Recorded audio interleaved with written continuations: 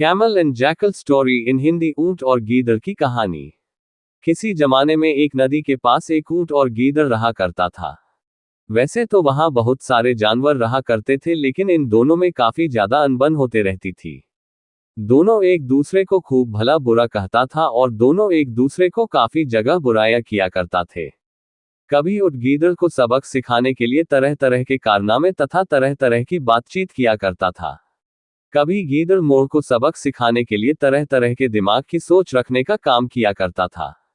एक बार गीदड़ ने ऊंट को सबक सिखाने के लिए ऊंट के पास जाता है और कहता है कि ऊंट भाई, नदी के उस पार बहुत सारे तरबूज लगे हुए हैं। अगर हम दोनों वहां पहुंच जाएंगे तो बहुत सारे तरबूज खाएंगे और रास्ते में आते वक्त हमें तरबूज लेकर आएंगे और यहां आकर खाएंगे। ऊंट गीदड़ की बातों में आ जाता है और फिर कहता है कि तुम सही कह रहे हो, चलो हम सभी लोग मतलब कि हम दोनों नदी के उस पार जाकर अच्छी अच्छी और ताजी तरबूज लाकर खाएंगे। अगली सुबह दोनों ऐसा ही करते हैं। वह तरबूज लाने के लिए नदी में कूद पड़ता है और तैरकर नदी के उस पार जाने लगता है। ऊंट को नदी में कूदने से पहले गीदड़ उनसे कहता है कि मुझे तो पानी में तैरना नहीं आता है, ऊंट भाई आप ही कुछ कर सकते हैं।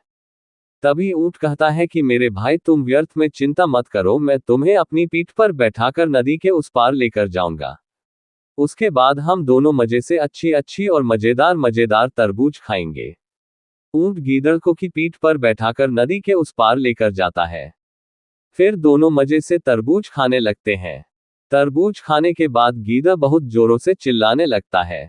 गीदड़ की चिल्लाने की आवाज सुनकर तरबूज की देखरेख कर रहा किसान दौड़े दौड़े आता है और उसके बाद ऊंट की खूब पिटाई करता है। यह सभी देखकर गीदड़ किसी पेड़ के पीछे छिप जाता है और पीछे छुपकर ही ऊंट की पिटाई का मजा लेता है। जब किसान ऊंट को पीटकर चला जाता है तभी छुपा हुआ गीदड़ ऊंट के पास जाकर रहमदिल्ली दिखाता है। उसके बाद ऊंट कहता है कि तुमने जब तरबूज खा लिया तो इतना ज्यादा चिल्लाने की क्या जरूरत थी। तुम्हारे चिल्लाने की आवाज सुनकर ही वह किसान मेरे पास आ गया और मेरी पिटाई करने लगा है। इतना कहने के बाद गीदड़ कहता है कि जब मैं तरबूज खा रहा था तो मेरी पेट भर गई थी यार, जब मेरे पेट भर जाती है तो मैं इसी तरह से चिल्लाता हूँ। उसके बाद वह कहता है कि चलो अब हम लोग अपने घर की तरफ नदी के उस पार चलना चाहिए। फिर उसके बाद ऊंट अपनी पीठ पर गीदड़ को बैठाकर नदी में तैरते हुए आने लगता है। जब नदी के बीच में आता है तो वह नदी में डुबकी लगाने लगता है। ये सभी चीजें देखकर गीदड़ कहता है कि क्या बात है, पानी में इतनी ज्यादा मस्ती क्यों कर रहे हैं।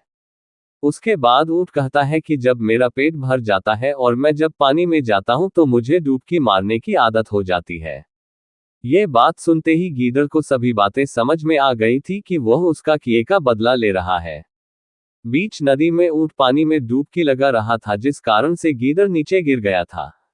जैसे तैसे करके गीदड़ पानी से बाहर निकल आया था और बाहर आकर ऊंट से क्षमा मांगता है कि आगे से मैं बिल्कुल भी ऐसा कार्य नहीं करूंगा। तभी ऊंट ने कहा है कि तुम किसी के साथ चाल कर सकते हो, याद रखना कोई भी तुम्हारे साथ चाल कर सकता है, इसलिए जितना तुम सह सकते हो किसी के साथ उतना ही मजाक करना। ऊंट की क्या बात है, दोनों को पूरी तरह से समझ आ गया था और फिर अगले दिन से वह दोनों एक साथ अच्छे मित्र के साथ साथ एक अच्छा परिवार भी बन चुका था। वह हमेशा एक दूसरे के साथ रहा करता थे और एक दूसरे के दुख तकलीफ में मदद किया करता थे।